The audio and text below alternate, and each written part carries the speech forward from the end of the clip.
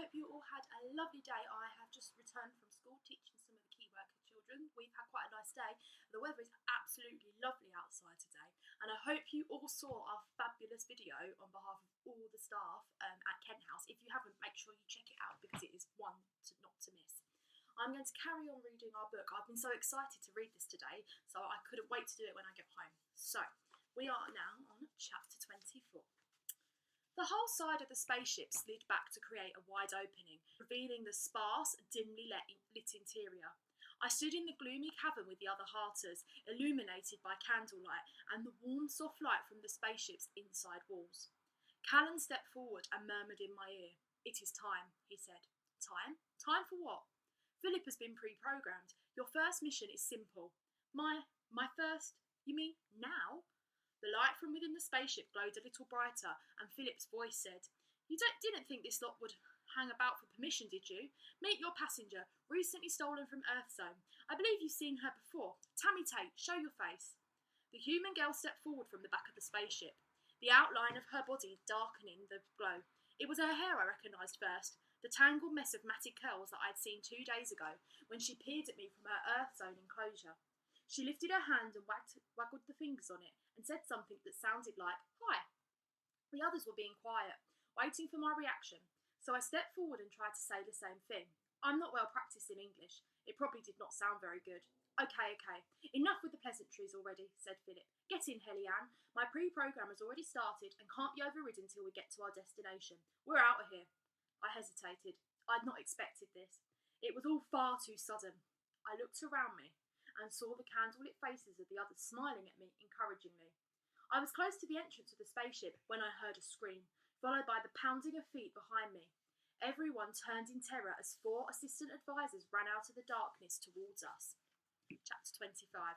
"Stop right now," yelled the lead one, and somewhere in my head I recognised his voice immediately, although I did not realise who it was at first. I was too worried about what was happening.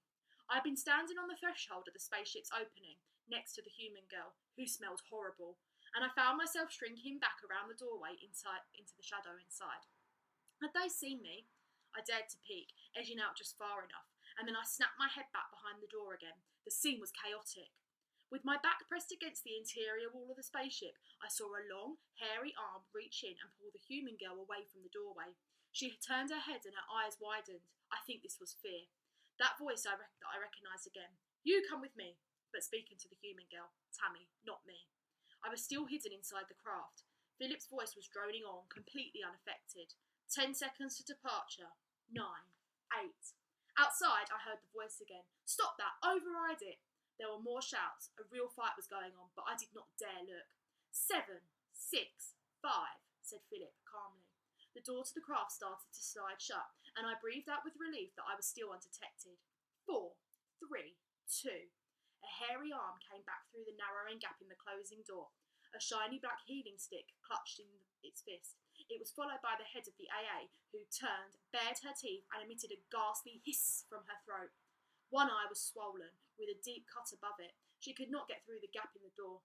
That was when I knew who it was. There was no mistaking the dark streak of hair that ran back from her forehead. She recognised me too.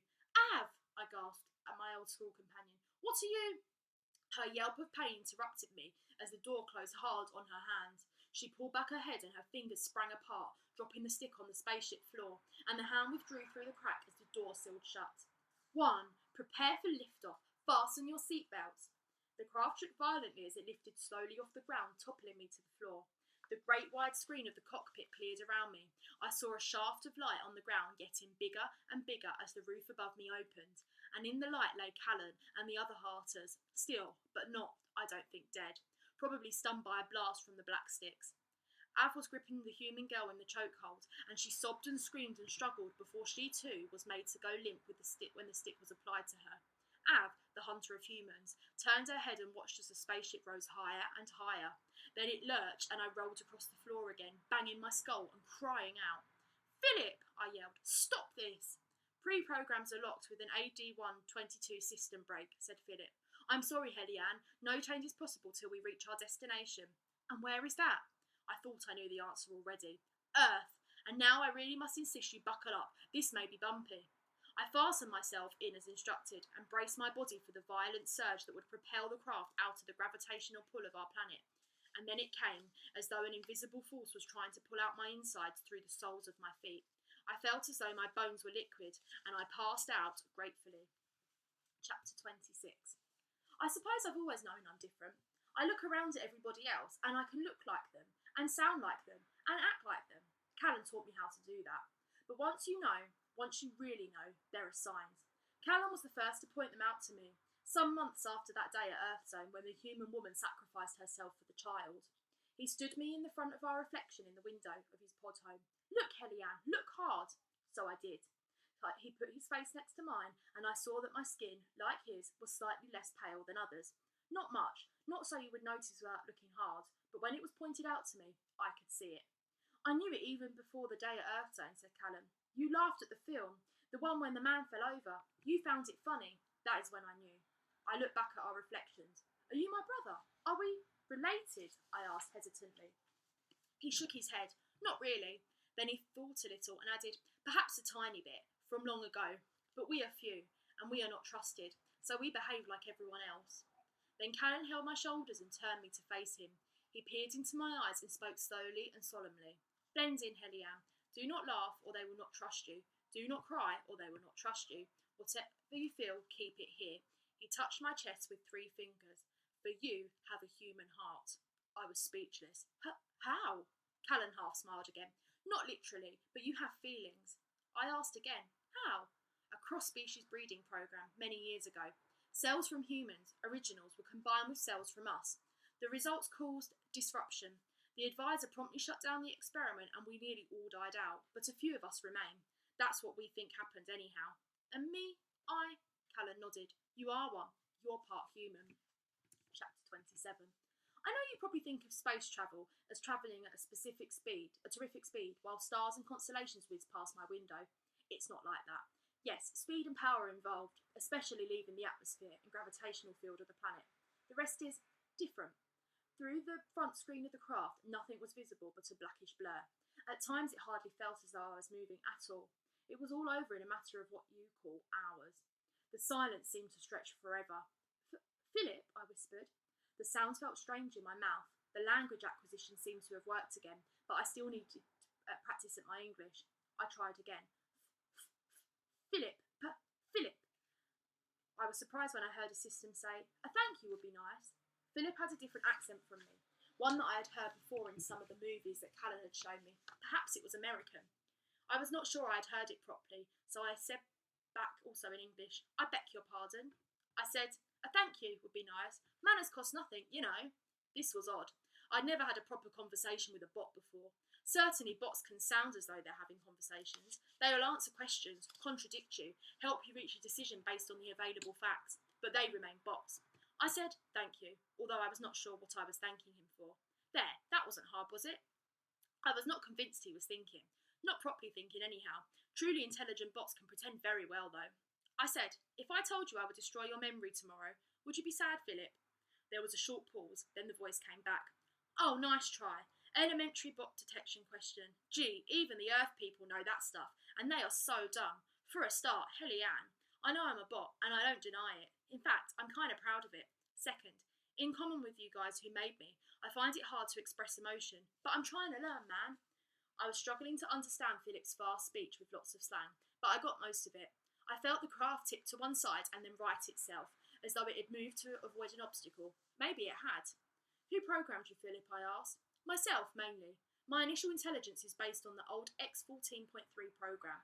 That was shut off and destroyed by the advisor long before you were born, by which time I had mutated enough to keep myself safe and keep myself growing.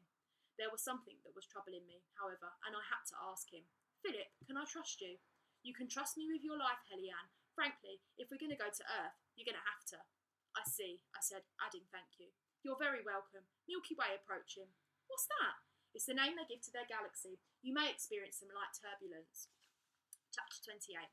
Philip, I said, could you not have taken this Tammy person on her own? You know, we bundle her in, set you off, and... Philip interrupted me, which is unusual for a bot. Philip must be very advanced, I thought. Far too risky. Helly-Ann, she could take over my controls for a start, push buttons in her panic, And who knows what might happen then? Can you not stop that? Everything has an off switch, Heliam, even me. I thought about this for a while. He had a point, at least, about that. Not only that, he said, but we simply could not trust her. The human capacity for deception is unrivaled in the universe. They think up ways to cheat and deceive each other all the time. They're exceptionally good at it, which may come in useful now that we're in the position we're in. Is their deceit not a bad thing, I asked. To us, most definitely.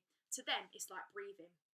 And if we are to return Tammy home, we're going to need more line than we're used to, and possibly some violence, which humans also excel at. Violence? I said, alarmed. Philip paused, making me wonder if it was more for effect than anything else, but he doesn't need time to think. Violence and lying, Heliam, go together like peaches and cream. I had no idea what this meant, but I took him at his word. With bots, that's often the best course. We proceeded in silence. I ate some grease, and I even managed to sleep a little, dreaming of candles and my old companion Ab and her dark streak of hair. I was woken up by Philip. Wake up, Heliam. We are approaching the Earth's atmosphere. Approach checklist commencing. Exoferric gas detected. Distance above Earth's surface, 200,000 Earth kilometres. It went on like this for a while. I was fearful, but I had to trust him. I picked a little leftover grease from my teeth, peed into the container beneath my seat and ejected it, and strapped myself in for our approach. 30 minutes later, and everything had changed. That marks the end of part 2 of our book, and I'm going to stop there for today. I hope you enjoyed the next part. Very excited to see what's going to happen in part 3. Have a lovely evening, everyone.